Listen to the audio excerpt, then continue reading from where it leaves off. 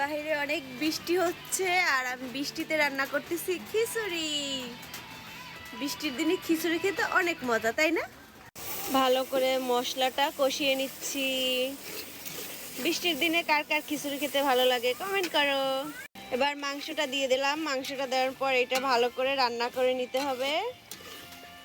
কালারটা যা হয়েছে না, জাস্ট ওয়াও। এই যে আমার মুরগিটা কষানো হয়ে যাচ্ছে এখন। কষানো হয়ে গেছে, এই যে তেল তেল বেশি উঠছে দেখছেন। এবার কি করতে হবে, পানি অ্যাড করে দিতে হবে। পরিমাণ মতো পানি দিয়ে এটাকে রান্না করতে হবে। যে আমার রান্না প্রায় হয়ে আসতেছে। মুরগিটা একটু ভাজা ভাজা হইলে এর ভিতরে দিয়ে দেব চাল ডাল।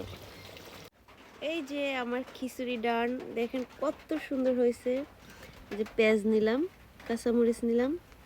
এবার টেস্টের পালা, দেখা যাক কেমন হয়।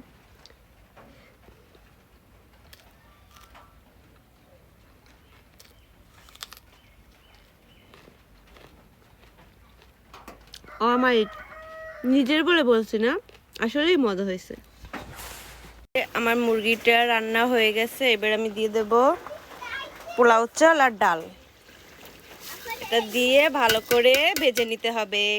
তাকে অনেকক্ষণ ভাজতেই হবে, ঠিক আছে? দেখা যাক আমার খিচুড়িটা কোন পর্যায়ে আছে।